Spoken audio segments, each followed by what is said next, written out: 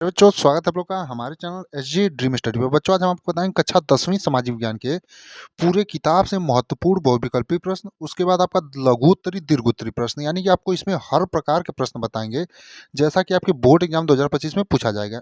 उससे पहले अगर आप लोग चैनल पर नए हैं तो चैनल को सब्सक्राइब कर लीजिए और वीडियो को लाइक करिए और वीडियो को जो है अपने दोस्तों के साथ ज़्यादा से ज़्यादा शेयर करिए।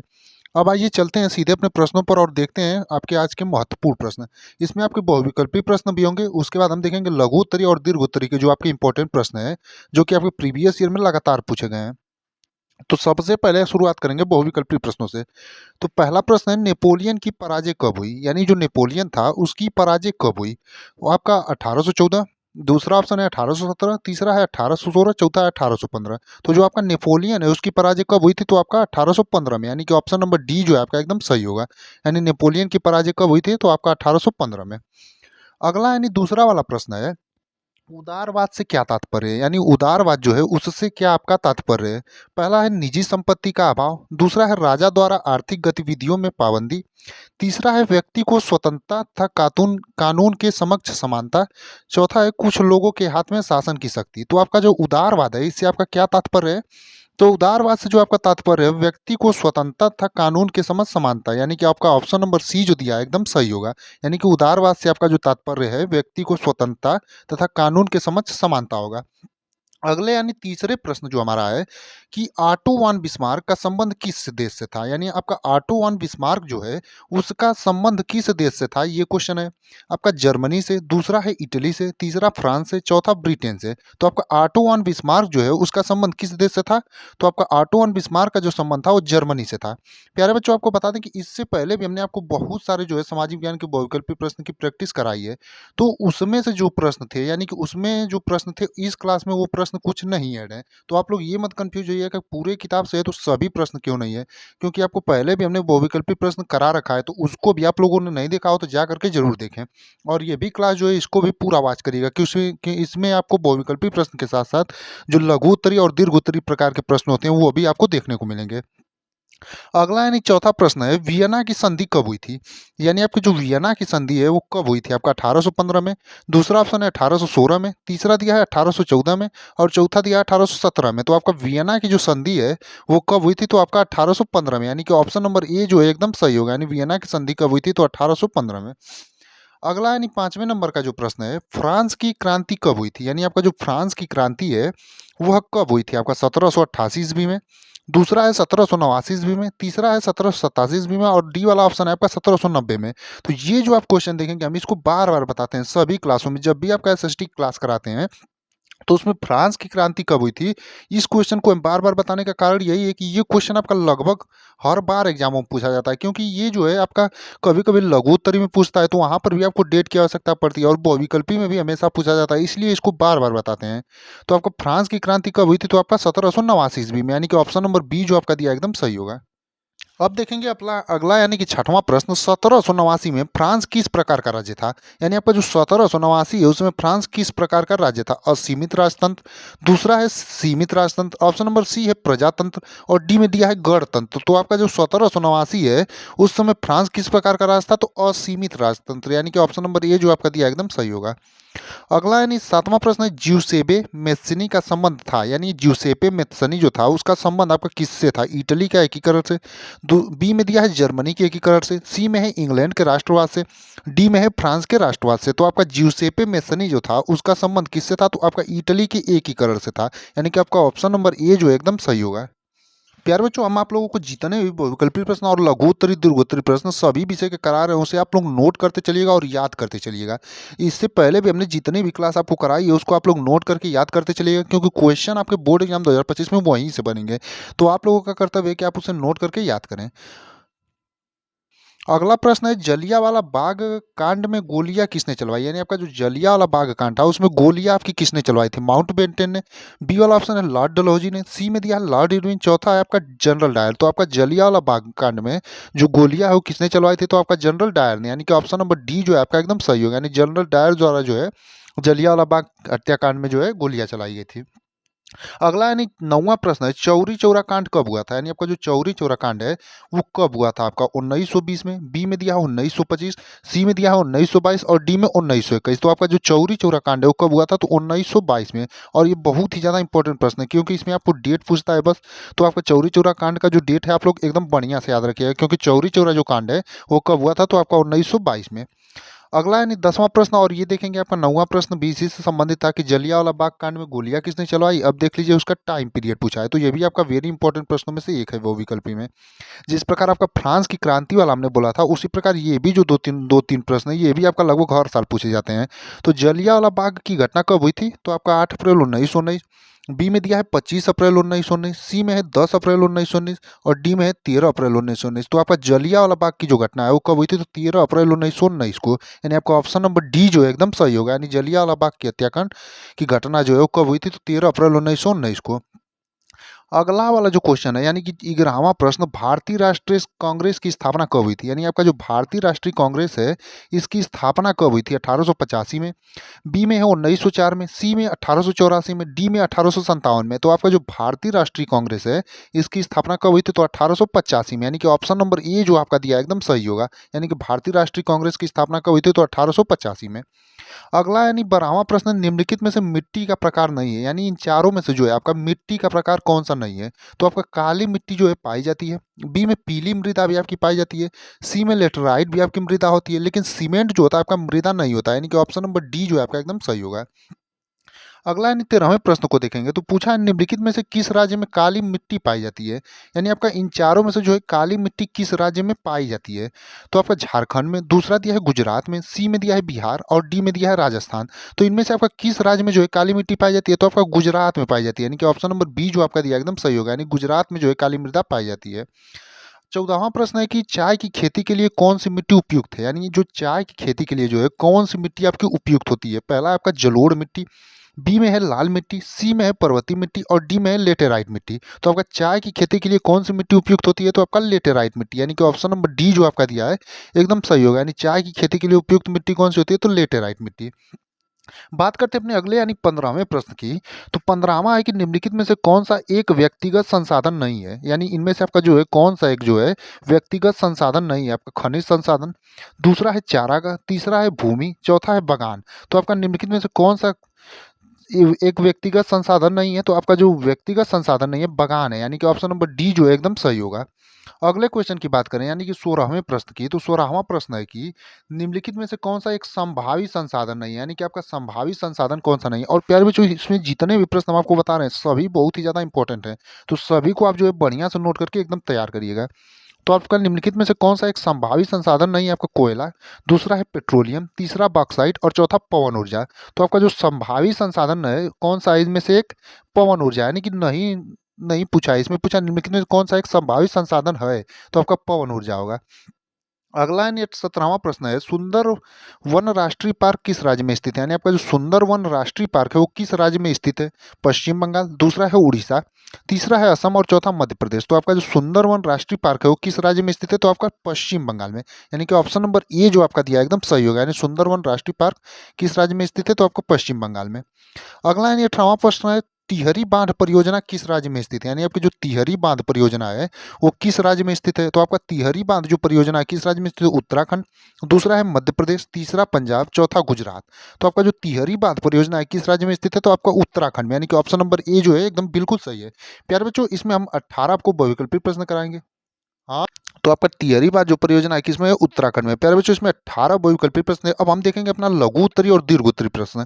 तो आप लोग जो है बहुविकल्पी प्रश्नों को एकदम बढ़िया से लिख करके तैयार करिएगा। स्क्रीनशॉट लेकर के आप याद करिएगा, लिख करके आप जैसे भी करिए, लेकिन अपने बोर्ड एग्जाम पेपर से पहले इसको तैयार कर जाइए। और इससे पहले भी हमने जितनी भी ऐसी क्लासें कराई हैं, सबको आप लोग एकदम पूरा देख करके सभी प्रश्न जो है एकदम बढ़िया से तैयार कर जाइए। और आगे आने वाले दिनों में हम ऐसी क्लास आपके लिए रोज लाते रहेंगे। अब आइए देखते हैं अपना लघु उत्तरी और दीर्घ उत्तरी प्रश्न। तो आपका लघु उत्तरी और दीर्घ उत्तरी प्रश्न में जो है पहला प्रश्न है, फ्रांस की क्रांति कब हुई थी? इसका मुख्य कारण क्या था? हमने आपको पहले ही बताया था बहुविकल्पी प्रश्न में कि ये जो क्वेश्चन है आपका बहुत ही ज़्यादा इंपॉर्टेंट है। तो आपका फ्रांस की क्रांति कब हुई थी और इसका मुख्य कारण क्या था? तो आप लिखेंगे अपने बोर्ड एग्जाम में, जब आपसे क्वेश्चन पूछेगा तो इसी प्रकार से जो है आप इसका आंसर लिखेंगे। और इन सभी प्रश्नों को आप लोग जो है बढ़िया से लिख करके या स्क्रीनशॉट मार करके याद कर जाइएगा। तो आपकी 1789 ईस्वी में लुईस 16वें के शासन में होने वाली फ्रांस की क्रांति के मुख्य कारण। यानी आपका जो फ्रांस की क्रांति कब हुई थी, तो 1789 ईस्वी में हुई थी, और किसके शासनकाल में, तो लुईस 16वें के शासन में। और इसके मुख्य कारण निम्नलिखित थे। पहला डालेंगे आप हेडिंग में सामाजिक असमानता, यानी मुख्य कारण में आपको पहला डालेंगे सामाजिक असमानता, और इसकी सामाजिक असमानता में लिखेंगे यह भी फ्रांस की क्रांति का मुख्य कारण था। समाज दो वर्गों में बटा हुआ था। पहला वर्ग कुलीन वर्ग और पादरी वर्ग कर नहीं देते थे। दूसरा वर्ग किसान वर्ग और श्रमिक वर्ग कर ज़्यादा देते थे। यानी जो सामाजिक असमानता थी, यह फ्रांस की क्रांति का जो है मुख्य कारण था, क्योंकि इसमें समाज जो था दो वर्गों में बटा था। पहला वर्ग आपका कुलीन वर्ग था और पादरी वर्ग था, जो कर नहीं देते थे, और दूसरा वर्ग जो था आपका किसान वर्ग और श्रमिक वर्ग थे, जो ज़्यादा कर देते थे। इसीलिए जो है फ्रांस की क्रांति हुई थी। और दूसरा जो मुख्य कारण है दोष युक्त शासन व्यवस्था, यानी आपका जो दोष युक्त शासन व्यवस्था है, ये भी फ्रांस की क्रांति का मुख्य कारण था। जैसे राजा देश का प्रधान था, जो वास्तु के अनुसार आचरण करने वाला था। करों के वसूलने का तरीका दोषपूर्ण था, क्योंकि कर वसूलने वाला व्यक्ति के कर वसूलने से समाज में असंतोष था। यह भी दोषयुक्त शासन व्यवस्था फ्रांस की क्रांति का कारण थी। तो यही जो है आपसे पूछेगा कि फ्रांस की क्रांति कब हुई थी, तो फ्रांस की क्रांति आपका 1789 ईस्वी में लुईस 16वें के शासनकाल में हुई थी। और इसके मुख्य कारण आपके कौन कौन थे, तो सामाजिक असमानता और दोषयुक्त शासन व्यवस्था। तो इसी प्रकार से आप अपने बोर्ड एग्जाम 2025 में लिखेंगे। अब आइए देखते हैं अपने दूसरे प्रश्न को।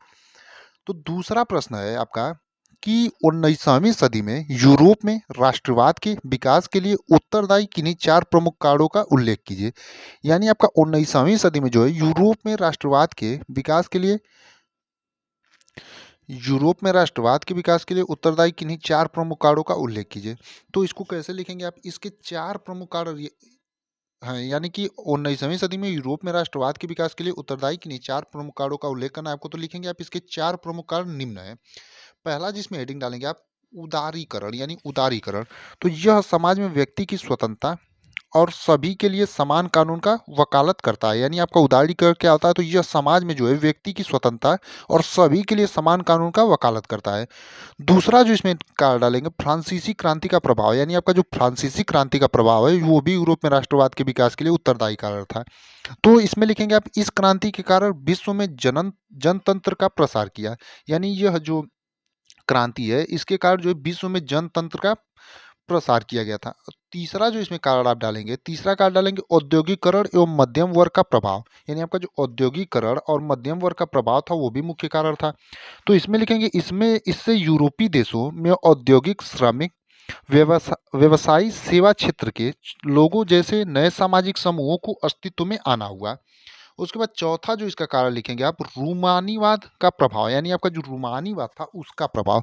तो यह समाज में एक लयात्मक साहित्यिक व बुद्धिवादी तथा राष्ट्रवादी भावनाओं के एक मुख्य रूप का विकास करना चाहते थे। तो इसी प्रकार से जब आपसे क्वेश्चन पूछेगा कि 19वीं सदी में जो है यूरोप में राष्ट्रवाद के विकास के लिए उत्तरदायी किन्हीं चार प्रमुख कारणों का उल्लेख कीजिए, तो आपके चार कारण कौन कौन से थे, उदारीकरण, फ्रांसीसी क्रांति का प्रभाव, तीसरा आपका औद्योगिकरण एवं मध्यम वर्ग का प्रभाव, और चौथा रूमानीवाद का प्रभाव। और इसके बारे में थोड़ा थोड़ा आप लिख देंगे जिस प्रकार हमने आपको बताया। अब देखते हैं अपने अगले यानी तीसरे प्रश्न को। तो अगला यानी तीसरा प्रश्न है जर्मनी की एकीकरण की प्रक्रिया का वर्णन करो। यानी आपकी जर्मनी की जो एकीकरण की प्रक्रिया है उसका आपको वर्णन करना रहेगा। तो उत्तर लिखेंगे आप, यानी कि जर्मनी की एकीकरण की प्रक्रिया का वर्णन करो। ये प्रश्न आपसे पूछा जाएगा तो कैसे आप इसका उत्तर लिखेंगे, आप उत्तर डालेंगे उसके बाद लिखेंगे जर्मनी में मध्यवर्गीय लोगों के बीच राष्ट्रवादी भावनाएं व्यापक थी।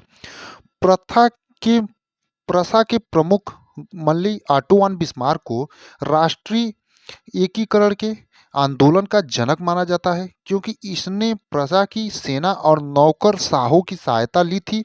इसके एकीकरण की प्रमुख घटना है, यानी आपका जर्मनी के एकीकरण की प्रक्रिया का आपको वर्णन करने के लिए बोलेगा तो आप लिखेंगे सबसे पहले जर्मनी में मध्यवर्गीय लोगों के बीच राष्ट्रवादी भावनाएं व्यापक थी।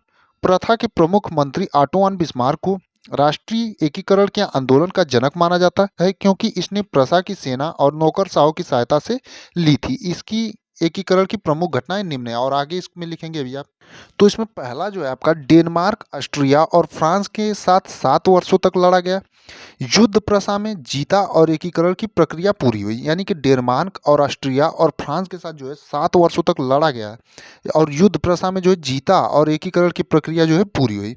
और दूसरा जो है 18 जनवरी 1871 ईस्वी में वर्साय के महल में प्रसा के महत्वपूर्ण मंत्रियों की एक बैठक हुई जिसमें विलियम प्रथम की अध्यक्षता में नए जर्मन साम्राज्य की घोषणा की गई। यानी आपका दूसरा जो कारण था 18 जनवरी 1871 ईस्वी में जो है वर्साय के महल में जो है प्रसा के महत्वपूर्ण मंत्रियों की एक बैठक हुई और जिसमें विलियम प्रथम की अध्यक्षता में नए जर्मन साम्राज्य की घोषणा की गई थी। और तीसरा जो है कि नए राज्य ने जर्मनी में मुद्रा, बैंकिंग और न्यायिक प्रणाली के आधुनिकीकरण पर बल दिया। यानी जो नया राष्ट्र था उसने जर्मनी में वह मुद्रा, बैंकिंग और न्यायिक प्रणाली में आधुनिकीकरण पर बल दिया। बाकी आप इतना ही लिखेंगे। अब देखेंगे अपना अगला यानी चौथा प्रश्न। तो चौथा प्रश्न है कि भारत छोड़ो आंदोलन के किन्हीं तीन कारणों का उल्लेख कीजिए। यानी जो आपका भारत छोड़ो आंदोलन है उसके तीन कारणों का आपको उल्लेख करना है। तो आपका भारत छोड़ो आंदोलन के तीन कारण निम्नलिखित है, इस प्रकार से आप लिखेंगे। आप हेडिंग डालेंगे इसके तीन कारण निम्नलिखित है या फिर लिखेंगे भारत छोड़ो आंदोलन के तीन कारण निम्नलिखित है। उसके बाद पहला डालेंगे, पहले नंबर में लिखेंगे इसका कारण क्रिप्स मिशन की समाप्ति और मिशन के किसी निर्णय पर ना पहुंचना था। यानी कि जो भारत छोड़ो आंदोलन का मुख्य कारण एक ये भी था कि क्रिप्स मिशन की समाप्ति और मिशन के किसी निर्णय पर ना पहुंचना था। दूसरा डालेंगे और दूसरे कारण में लिखेंगे भारतीय जनता के बीच ब्रिटिश विरोधी भावना और पूर्व स्वतंत्रता की मांग ने लोकप्रियता हासिल कर ली। यानी जो भारतीय जनता थी उनके बीच ब्रिटिश विरोधी भावना उत्पन्न हो गई और पूर्व स्वतंत्रता की मांग ने जो है लोकप्रियता हासिल कर ली थी। उसके बाद तीन ही कारण आपसे पूछा था, तीसरा कारण डालेंगे आप अनेक कांग्रेस में से संबंध अन्य उनके कांग्रेस से संबंध विभिन्न निकायों के नेतृत्व में 2 दशक से चल रहे थे। जन आंदोलन में इस आंदोलन के लिए पृष्ठभूमि निर्मित कर दी थी। ये यही आपके जो है भारत छोड़ो आंदोलन के तीन प्रमुख कारण थे। अब देखेंगे अपना अगला यानी पांचवा प्रश्न। तो भारत के स्वतंत्रता के संघर्ष में गांधी जी के योगदान का मूल्यांकन करें। यानी कि गांधी जी से आपका जो है बहुत सारे प्रश्न पूछे जाते हैं जिनमें से एक आपका इंपॉर्टेंट है भारत के स्वतंत्रता संघर्ष में गांधी जी के योगदान का मूल्यांकन करें। तो आप इसे लिखेंगे उत्तर में ब्रिटिश शासन के विरुद्ध सत्याग्रह जन आंदोलन का एक अहिंसावादी ढंग माना जाता है। गांधी जी ने सत्याग्रह और अहिंसा का बखूबी प्रयोग किया। यानी आपका जो है ब्रिटिश शासन के विरुद्ध सत्याग्रह और जन आंदोलन जो है एक अहिंसावादी ढंग माना जाता था। जो गांधी जी ने जो है सत्याग्रह और अहिंसा का जो है बखूबी प्रयोग किया था। यानी कई सत्याग्रह उन्होंने जो किए थे आपका, जैसे चंपारण सत्याग्रह हो गया, उसके बाद आपका दांडी यात्रा हो गया, बहुत सारे ऐसे जो है उन्होंने सत्याग्रह किए थे। तो पहला आप लिखेंगे इसमें पहला नंबर गांधी जी ने दक्षिण अफ्रीका में सत्याग्रह की तकनीक का सफल प्रयोग किया। यानी गांधी जी ने जो है दक्षिण अफ्रीका में भी सत्याग्रह की तकनीक का जो है सफल प्रयोग किया था। उसके बाद दूसरा डालेंगे 1916 में गांधी जी चंपारण के किसानों को न्याय दिलाने के लिए संघर्ष किया और सरकार को 1918 में चंपारण के किसानों के कल्याण के लिए एक अधिनियम पारित करना पड़ा। यानी कि गांधी जी ने जो है 1916 में जो है चंपारण के किसानों को न्याय दिलाने के लिए आपका संघर्ष किया था और जो चंपारण सत्याग्रह किया था और सरकार को जो है 1918 ईस्वी में चंपारण के किसानों के कल्याण के लिए जो है एक अधिनियम पारित करना पड़ा था। अब तीसरा इसी में डालेंगे कि 1917 ईस्वी में गांधी जी ने गुजरात के खेड़ा जिले के किसानों की मदद के लिए सत्याग्रह किया। प्लेग महामारी और फसल खराब होने के कारण किसान लगान चुका ना सके और गांधी जी कर में जो है छूट चाहते थे। यानी कि 1917 ईस्वी में जो है गांधी जी ने गुजरात के खेड़ा जिले के किसानों की मदद के लिए जो है सत्याग्रह किया था, क्योंकि प्लेग महामारी और फसल खराब होने के कारण जो है किसान लगान जो है नहीं चुका पा रहे थे और गांधी जी जो है कर में आपका क्या था, जो छूट चाहते थे। अंत में सरकार को झुकना पड़ा और लगान में जो है अगले वर्ष तक टालना पड़ा। यानी जो गांधी जी चाहते थे कि लगान में छूट चाहते थे, तो अंत में जो है सरकार को उनके आगे झुकना पड़ा और लगान को जो है अगले वर्ष तक टालना पड़ा। यानी कि अगले वर्ष से लगान वसूला जाएगा। पांचवा इसमें डालेंगे 1918 में गांधी जी ने अहमदाबाद मिल मजदूरों की हड़ताल में हस्तक्षेप किया था तथा आमरण अनशन शुरू करके वेतन वृद्धि में सहायता की। यानी कि आपका 1918 में जो है गांधी जी ने अहमदाबाद जो मिल मजदूरों की हड़ताल हुई थी उसमें हस्तक्षेप किया था और जो है आपका आमरण अनशन यानी कि बिना खाए पिए जो है आमरण अनशन किया शुरू कर दिया, जिससे वेतन अब उनकी वेतन में वृद्धि के लिए जो है अनशन किया गया था और उसमें वृद्धि में जो है सहायता हुई। तो इसी प्रकार से जो है आप लिखेंगे गांधी जी के बारे में जो पूछा था। अब अगला यानी छठा प्रश्न देखेंगे प्रौद्योगिकी ने वैश्वीकरण की प्रक्रिया को किस प्रकार उत्प्रेरित किया है। यानी आपका जो प्रौद्योगिकी है उसने वैश्वीकरण की प्रक्रिया को किस प्रकार आपका जो है उत्प्रेरित किया है। तो उत्तर में आप उत्तर डालेंगे, उसके बाद पहला नंबर लिखेंगे पिछले 50 वर्षों में परिवहन प्रौद्योगिकी में अत्यधिक उन्नति हुई है। इसने लंबी दूरियों तक वस्तुओं की तीव्र आपूर्ति को कम खर्च पर संभव किया। यानी आपको पिछले 50 वर्षों में जो है परिवहन प्रौद्योगिकियों में अत्यधिक उन्नति हुई है और इसने जो है लंबी दूरियों तक वस्तुओं तथा वस्तुओं की तीव्र आपूर्ति को कम खर्च पर संभव किया है। उसके बाद दूसरा आप डालेंगे सूचना और संचार प्रौद्योगिकी का उपयोग विश्व में एक दूसरे से संपर्क करने, सूचनाओं को तत्काल प्राप्त करने और दूर के क्षेत्रों से संवाद करने से किया जाता है। इसने सबसे तेज इस प्रक्रिया को उत्प्रेरित किया है, यानी कि आपको प्रौद्योगिकी ने वैश्वीकरण की प्रक्रिया को किस प्रकार उत्प्रेरित किया है। तो आपका जो है ये दोनों आप लिख देंगे, पहले नंबर में डालेंगे आप लिखेंगे पिछले 50 वर्षों में परिवहन प्रौद्योगिकी में अत्यधिक उन्नति हुई है। इसने लंबी दूरियों तक वस्तुओं तथा वस्तुओं की तीव्र आवृत्ति को कम खर्च पर संभव किया। यानी आपका जो परिवहन प्रौद्योगिकी है, इसने जो 50 वर्षों में इतनी उन्नति हुई है कि इसने जो लंबी दूरियों तक वस्तुओं को पहुंचाना होता है उसकी तीव्र आपूर्ति भी की है और इसमें कम खर्च में संभव किया है। दूसरा लिखेंगे आप सूचना और संचार प्रौद्योगिकी का उपयोग जो है विश्व में एक दूसरे से संपर्क करने, सूचनाओं को तत्काल प्राप्त करने और जो है दूर के क्षेत्रों से संवाद करने के लिए किया जाता है। इसने सबसे तेज जो है इस प्रक्रिया को उत्प्रेरित किया है। अब देखेंगे अपना अगला यानी 7वां प्रश्न। तो 7वां प्रश्न है और ये भी बहुत ही ज़्यादा इंपॉर्टेंट प्रश्न है। भारतीय अर्थव्यवस्था पर वैश्विक आर्थिक महामंदी के किन्हीं 3 परिणामों का उल्लेख कीजिए। और जो हमने महत्वपूर्ण प्रश्न आपको बताए थे 30, उसमें आप देखे होंगे कि ये जो सभी प्रश्नों का हम आंसर आपको बता रहे हैं, सभी प्रश्न उसमें एडेड थे। तो हमने जो क्वेश्चन बताए थे उनका अब आपको आंसर भी देर-देर करा रहे हैं। कि बहुविकल्पी प्रश्न तो लगभग समाप्त होने की स्थिति में है, क्योंकि बहुविकल्पी प्रश्न का पहले से ही क्लास चल रहा था। तो आपका भारतीय अर्थव्यवस्था पर वैश्विक आर्थिक महामंदी के किन्हीं 3 परिणामों का उल्लेख कीजिए। तो आपको 3 परिणाम लिखने हैं। तो पहला आप डालेंगे, पहला नंबर डाल के लिखेंगे इसके कारण भारत के आयात तथा व निर्यात का अर्धपतन हो गया और 1928 और 1934 के बीच प्राथमिक उत्पादों का मूल्य तेजी से गिर गया। पर औपनिवेशिक सरकार ने राजस्व की मांग को कम करने से मना कर दिया, जिससे किसान संकट में आ गए। यानी कि आपका इसके कारण क्या हो गया, भारत के आयात और निर्यात जो है उसका अर्धपतन हो गया और 1928 और 1934 के बीच जो है प्राथमिक उत्पाद जो थे आपके, उनके मूल्यों में जो है तेजी से गिरावट आ गई। यानी जो प्राथमिक आपके उत्पाद थे उनके दाम एकदम अचानक से गिर गए। पर औपनिवेशिक जो सरकार थी उसने जो है राजस्व की मांग को कम करने से मना कर दिया, जिससे जो है किसान जो है संकट में आ गए। उसके बाद दूसरा जो इसमें कारण है कि इसी दौरान भारत कीमती धातु के बेशतर सोने का निर्यातक बन गया। यानी कि जो भारत था इसी दौरान आपका 1928 और 1934 के बीच कीमती धातु जैसे आपका सोना था, क्योंकि भारत को पहले सोने की चिड़िया कहा जाता था, तो सोने की जो है निर्यातक बन गया। उसके बाद तीसरा लिखेंगे वैश्विक आर्थिक व्यवस्था को वैश्विक रूप से बढ़ावा मिला, जिससे भारतीय किसानों को कम लाभ मिला, किसानों की दशा खराब हो गई, नियमित कमाई वाले लोगों को मूल्य की गिरने के कारण कम समस्या हुई। 1934 में गांधी जी ने सविनय अवज्ञा आंदोलन शुरू किया।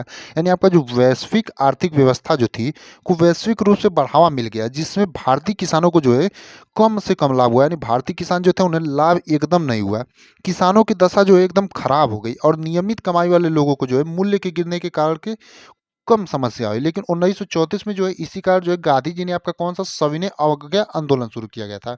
तो बाकी इतने 7 जो है आपको लघुत्तरीय और दीर्घोत्तरीय प्रकार के प्रश्न हमने आपको बताया और 18 जो है बहुविकल्पी प्रश्न बताएं। तो इन सभी प्रश्नों को जो है आप लोग एकदम बढ़िया से तैयार करिएगा, क्योंकि ये सभी प्रश्न जो है आपके बोर्ड एग्जाम 2025 के दृष्टिकोण से बहुत ही महत्वपूर्ण है। बाकी आगे आने वाले दिनों में हम जो आपके लघुत्तरीय और दीर्घोत्तरीय प्रकार के जितने भी प्रश्न आपके पूछे जाते हैं सभी आपको इस महीने के लास्ट तक एकदम पूरा करा देंगे।